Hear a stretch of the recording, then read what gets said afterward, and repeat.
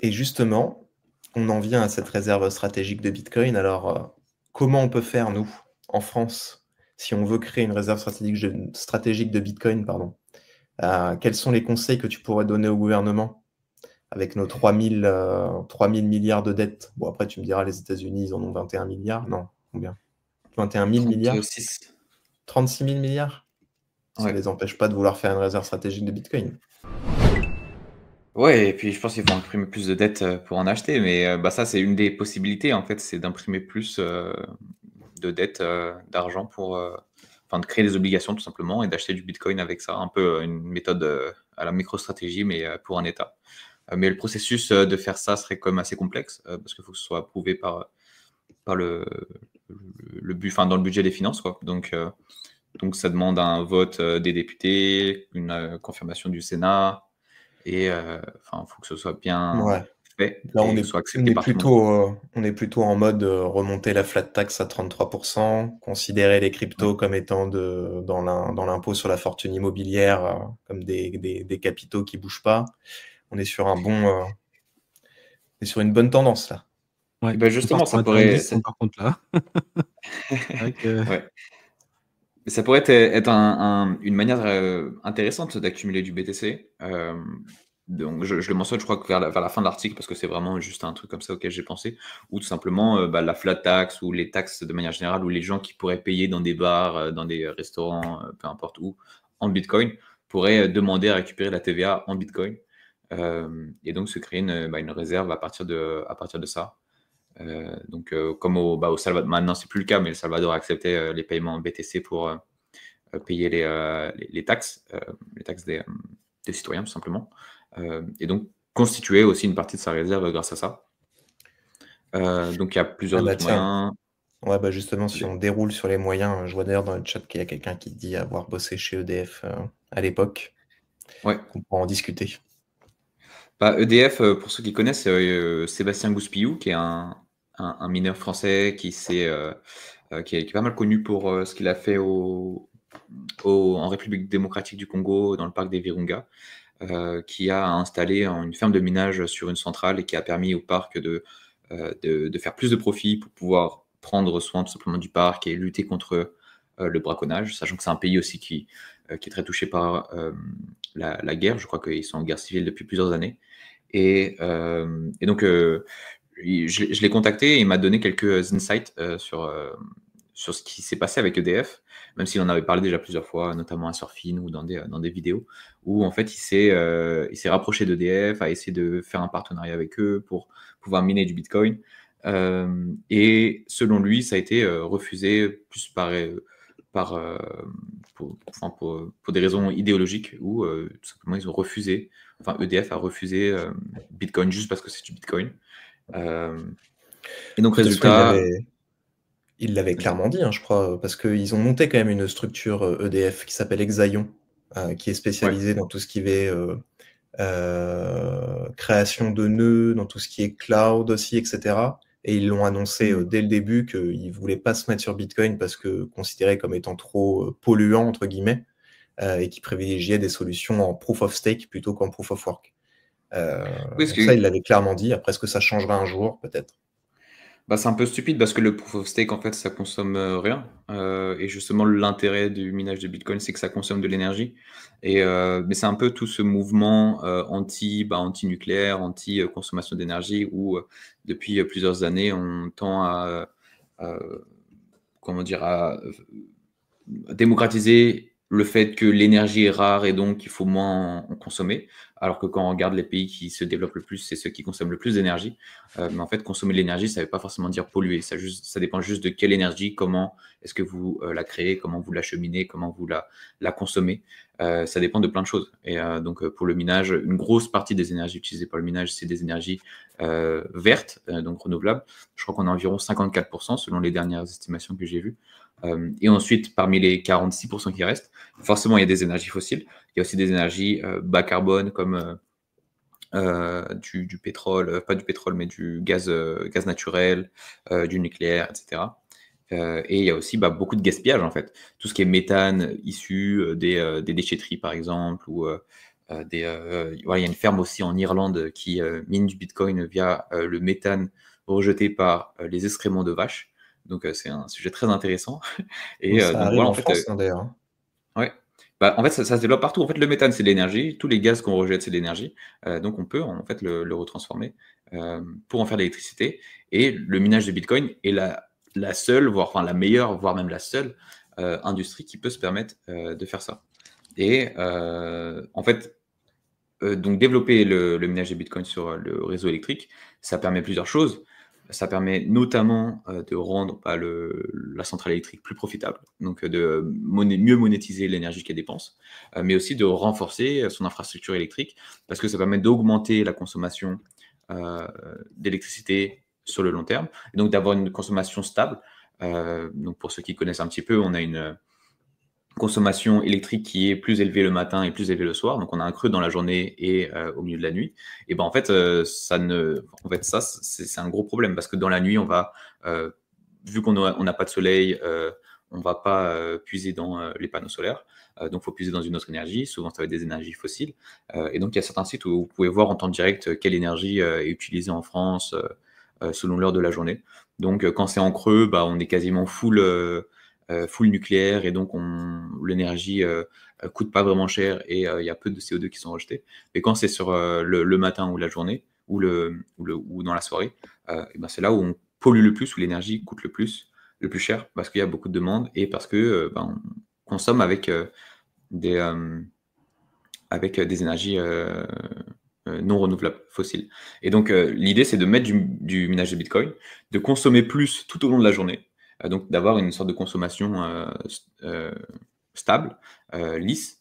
Donc ça permettrait de consommer les surplus d'énergie qui sont faits, de rendre plus rentables les centrales, potentiellement de créer plus de centrales et donc de produire plus d'énergie, et donc de miner encore plus, et ça fait une sorte de cercle vertueux. Et donc ça pousse le prix de l'électricité à la baisse, complètement l'inverse de ce qui se passe aujourd'hui. Et donc ça permettrait à EDF en France d'être plus rentable. Sachant que EDF, alors je l'ai mis dans l'article, ils ont plusieurs milliards de dettes. Je crois que c'est 4 milliards de dettes, si je ne me trompe pas. Tu as mis 54 milliards de dollars. Ouais. Ouais, après, les dettes, il y a d'autres problèmes autour d'EDF, tout ce qui est l'AREN, l'Europe, qui a forcé EDF à vendre à des prix réglementés à des distributeurs qui revendaient l'électricité d'EDF 5 fois plus cher pour se faire du bénéf, et qui a ruiné EDF. Bon, il y a plein d'autres soucis autour de ça. Donc, intéressez-vous un peu à ça. C'est voilà, comment est-ce qu'on ruine des entreprises qui se portaient extrêmement bien. Comment on arrive à les ruiner sous couvert d'ouvrir le marché au plus grand nombre. Alors que c'est pas du tout le cas, ouais. Et juste pour revenir dessus, pourquoi est-ce que je parlais de Sébastien Gouspillou? C'est parce qu'il avait fait donc c'était lui qui a été en contact en premier avec EDF, et il a fait une estimation de combien est-ce que ça aurait pu rapporter à EDF s'ils avaient commencé à miner depuis 2017, donc au moment où est-ce qu'ils étaient en contact et ils auraient pu faire cet accord qui a finalement été refusé presque au dernier moment. Et donc ils ont estimé que EDF aurait pu générer entre 4 et 14 milliards de dollars sur ces 5 années, non, 7 années, 2025 maintenant, donc 7 années, ce qui est quand même pas mal conséquent quand on voit la quantité de la dette qu'ils ont. Donc voilà, mais malheureusement pour des idées, pour des raisons idéologiques, ça a été refusé juste parce que c'est Bitcoin, ce qui est complètement ridicule. On aurait pu être le premier pays qui mine du Bitcoin et être un des premiers aussi qui rend Bitcoin plus vert et plus responsable en 2017, parce qu'à cette époque-là, 60% du minage, plus de 60% du minage était en Chine et principalement miné sur du charbon. Donc c'était très polluant aussi. Nous, en tant que pays qui se veut être plus responsable, on aurait pu justement participer à cette transition écologique du minage de Bitcoin, qui au final s'est fait naturellement, hein, sans l'aide d'EDF. Donc voilà. Et donc, quels sont encore les autres moyens qu'on pourrait se constituer une réserve nationale de Bitcoin? Et l'autre exemple là que tu montres, c'est la saisie ou la confiscation des BTC. Donc pour les saisies judiciaires, par exemple, comme Silk Road, par exemple, les États-Unis ont récupéré presque 200 000 BTC par ce moyen-là. Mais on peut même imaginer que, donc après je pars j'explique un scénario un peu plus liberticide, similaire à ce que Roosevelt avait fait dans les années 30, en 1934, avec le Gold Reserve Act, qui interdisait les citoyens... non, pardon, c'est l'Executive Order 6102 de 1933. Et c'est pas Roosevelt, si c'est Roosevelt ça, Franklin Roosevelt, qui avait interdit tout simplement la détention d'or par les particuliers. Donc, ce qui a permis au gouvernement de gagner plus d'or et de pouvoir imprimer plus de monnaie, parce qu'à cette époque-là, le dollar avait encore une valeur intrinsèque, même si la valeur intrinsèque n'existe pas. Donc, ce qui est en tout cas backé par un actif réel et non pas par la confiance qu'on a en la Réserve fédérale. Et ensuite, donc un an plus tard, il y a eu le Gold Reserve Act qui, lui, a bien sûr baissé le prix du dollar, donc passant de 20,67 dollars l'once à 35 dollars. Donc en gros, ils ont juste confisqué et interdit la population de détenir du dollar et ensuite baissé le prix de la parité. Donc forcément, la France ne pourrait pas faire ça aujourd'hui, mais pourrait très bien confisquer les dollars, les BTC des entreprises françaises ou des particuliers français et interdirait la détention de BTC. Et eux pourraient se permettre de se procurer une grosse quantité de BTC et de pouvoir commercer avec d'autres pays, constituer une réserve et profiter de Bitcoin. Ouais, donc effectivement, il y a la France qui pourrait utiliser Bitcoin comme moyen d'échange dans ces transactions commerciales. Bon, ça nous semble un petit peu idyllique. On y croit assez peu. C'est la Russie qui a récemment annoncé qu'il le faisait. Il y avait déjà eu des rumeurs avec le Salvador ils voulaient commercer entre eux, mais ne pouvaient pas parce que le Salvador avait le dollar, utilise le dollar en tant que monnaie légale et la Russie a interdit d'accès au dollar. Donc Bitcoin, et vu que le Salvador est le Bitcoin country, si on peut l'appeler comme ça, ils auraient pu utiliser Bitcoin. Il y avait des rumeurs concernant ça. C'était l'ambassadeur de Centre-Amérique qui en avait parlé. Et il y a 2-3 semaines, c'est le ministre des Finances russe qui a affirmé qu'ils utilisaient bien Bitcoin pour des transactions internationales avec le Salvador ou avec d'autres pays. Oui, bien sûr. Parce que les BRICS, leur ambition aux BRICS, c'est d'utiliser une autre monnaie que le dollar pour faire leurs transactions internationales, pour moins être dépendant du dollar et du droit d'extraterritorialité du dollar, donc qui permet de sanctionner n'importe quel pays qui utilise de près ou de loin le dollar. Et donc, qui travaillent sur des monnaies communes, que ce soit Bitcoin ou d'autres types de monnaies.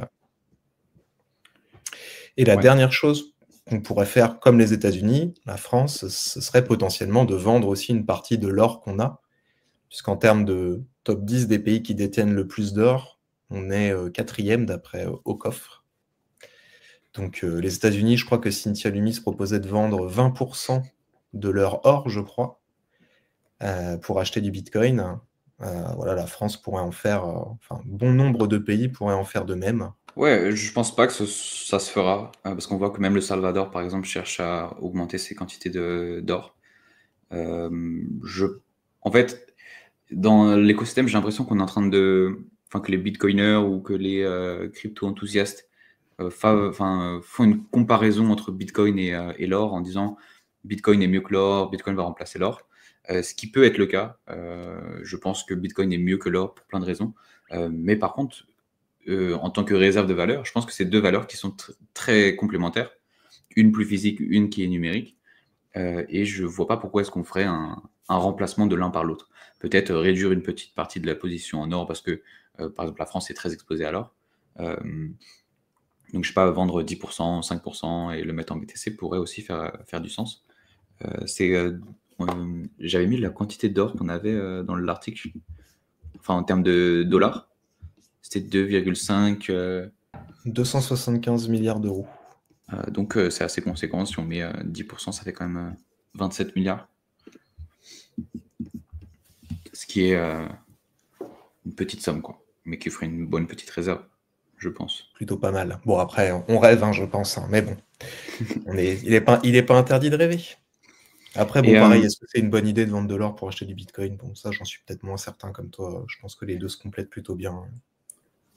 Et puis, j'avais envie de dire, en fait, faire une réserve stratégique en dollars, c'est une bonne idée pour les pays. Par contre, pour Bitcoin de manière générale, moi, personnellement, je suis contre. Je ne vois pas trop l'intérêt. Et Bitcoin, c'est la volonté de créer une réserve stratégique, non pas pour les États, mais pour les individus. Donc, c'est-à-dire que vous, personnellement, vous pouvez détenir du Bitcoin et vous créer votre réserve stratégique. Et donc, vous protéger justement des dérives que l'État peut avoir. Mais si l'État commence à prendre le contrôle, à acheter du Bitcoin, à s'en protéger, etc., bah, l'effet de libération que les Bitcoins peuvent avoir, en tout cas de souveraineté que peut avoir Bitcoin sur vous, sera réduit justement parce que l'État en détient aussi et pourrait prendre le contrôle de sa valeur, du réseau potentiellement avec une attaque d'envergure, etc. Donc je pense que c'est pas à court terme, forcément c'est bénéfique parce que ça pourrait faire augmenter le prix du BTC. Par contre, à long terme, c'est pas le plus souhaitable. C'est pas quelque chose de complètement catastrophique.